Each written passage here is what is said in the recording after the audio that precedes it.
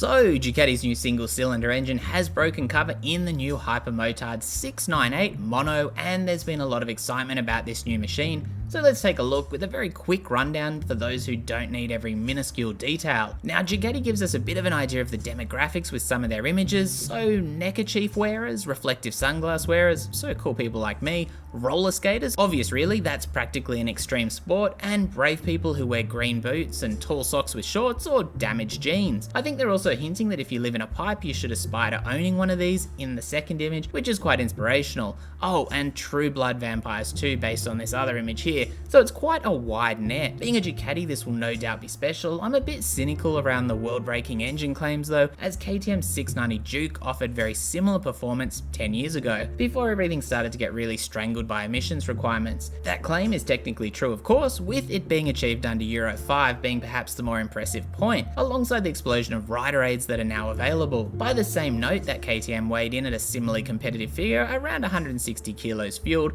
and has since been discontinued except in the Enduro version. We can either look at that as a recipe for success for this kind of bike, with the 690 Duke produced for 10 years in its final form, which is impressive, or as the market having moved on to bigger, better, but heavier things. Let me know what you think on that one. The Super Quattro Mono engine is a 659cc single with desmodromic valve actuation, with a huge 116mm bore and relatively short 62.4mm stroke, having been derived from a 1299 Panigale cylinder. Power hits 77.5 horsepower or 57 kilowatts at 9,750 RPM with a 10,250 RPM redline, while torque peaks at 62.7 Newton meters at 8,000 RPM. Obviously that short stroke pushes the revs up, but for context, the old 690 was 73 bhp and 74 Newton meters, albeit with a 9,500 RPM redline in the final iteration, and it cracked on hard. It'll be interesting to see how the new Hypermotard compares really. Now in racing or track configuration, Ducati lift that power figure to 84.5 horsepower with a Terminomi exhaust fitted, which is impressive, but not a standard bike either, or importantly, road legal. Worthy of note is that a single 62mm throttle body is used naturally with ride-by-wire. Holding that engine is a steel trellis frame, very Ducati, with steel subframe and aluminium swing arm,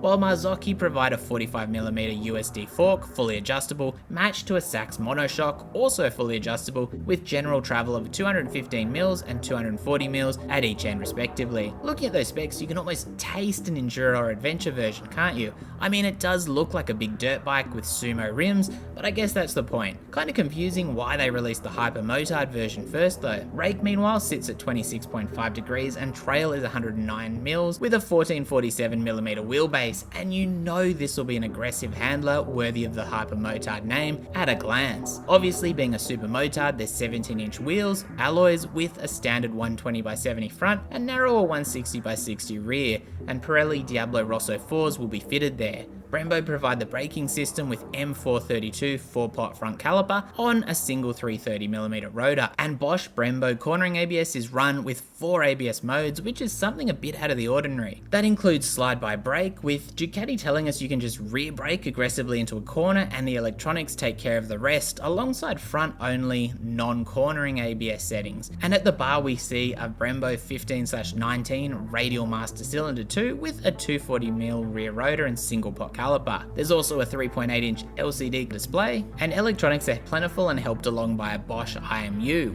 You get 3 power modes, one which reduces overall power output, 4 riding modes, Ducati wheelie control, Ducati traction control, engine brake control, Ducati power launch, and the Ducati quick shift as standard, but only on the RVE it seems, not on the standard bike. The bike is also Ducati Link ready with infotainment apps. Interestingly, if you add the Terminomi Ducati Performance exhaust, the Ducati Performance software is then available as an accessory, and you can add wheelie assist, which apparently assists in executing and maintaining prolonged wheelies. Keeping in mind the exhaust is not street legal, and that feature feels a bit like cheating at wheelies, while also being locked behind the no doubt pricey exhaust. Is this a case of sour grapes on my part? Maybe. I don't think that wheelie impaired riders like myself should have to pay extra for that kind of tech really. Other interesting little details are a fairly mountainous 904mm seat height, so BYO a stool if you're a shorty, 12-litre fuel tank and 4.8 litre per 100 kilometers fuel consumption figures. Maintenance is every 15,000 kilometers though, or 24 months, which is honestly pretty impressive.